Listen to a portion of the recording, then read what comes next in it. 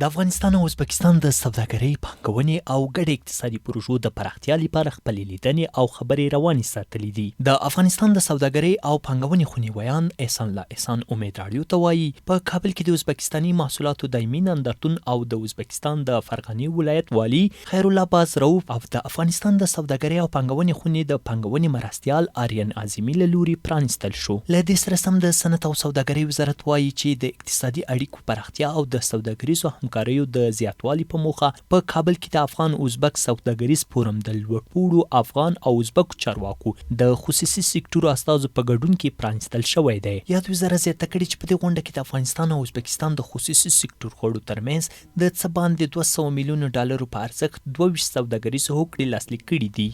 بنا شرایط موجود که ما داد سطوت به اکثر کشورها نداریم، کشور پاکستان و به شکل کشور ایران هم و حوزه خلیج فارس به شکل درستش داد سطوت صورت نمیگیره، طبیعتا گزینه بدیل میتونه کشورهای آسیای میانه بوده باشه و از بین کشورهای آسیای میانه گزینه خوبتر ازبکستان است. بل لور ته د اوزبېکستان د نومري وزیر مرستیال جمشید خوجایوف، د کرنې اوبه لګول او مالدارۍ وزیر مولوي عطاالله عمري، د ټولګټو وزیر ملا محمد عیسی ثاني او د اماراتي شرکتونو له لوی رئیس سره جلا جلا کتنې کړي دي. نوموړي په دغو کتنو کې په بیلابیلو برخو کې د پانګونې، ګډې اقتصادي پروژو، د افغان ترانس د وسپنې پاټلۍ پروژې، د تورغونډۍ بندر د پراختیا، د هرات مزار شریف د ریل پاټلۍ او د هراتان بندر له لارې د سوداګریزو توکو د لیږد د زیاتوالي په اړه خبرې کړي دي. د اماراتي شرکتونو عمومي رئیس مولوي احمد جان بلال د اوزبېکستان د لومړي وزیر له مرستیال جمشید خوجایوف سره د لیدنې پر مهال پر ګڼ شمېر موضوعاتو خبرې اترې وکړې. په دغه لیدنې کې د اماراتي شرکتونو عمومي رئیس مولوي احمد جان بلال د افغانستان او اوزبېکستان اړیکې غوره وبللې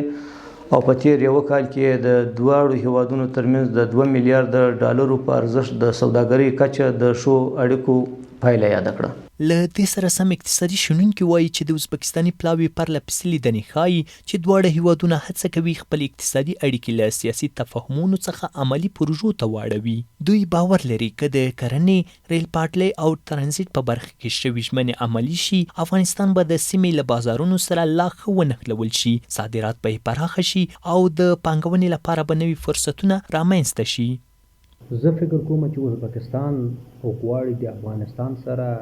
نرم اقتصادي سیاست په مخ بوځي. لومړی غټ هدف دا ده چې د کپیټالیزم اقتصاد د منځنۍ او مرکزي اسیا هیوادونو څخه ټول سي. دویم هدف دا ده چې منطقه خصوصا افغانستان د ثبات په خوا ولاړ شي. اوزبېکستان په وروستیو کلونو کې د افغانستان له مهمو اقتصادي شریکانو څخه شمیرل کیږي. د دواړو هیوادونو ترمنځ په بیلابیلو برخو کې د اړیکو د پراختیا لپاره هڅې روانې دي او چارواکي وایي د لوړپوړو پلاوو روانې لیدنې د سوداګرۍ، ترانزیت، پانګونې او ګډه زیربنایي پروژو د لا پیاوړتیا او عملي کېدو په موخه ترسره کیږي.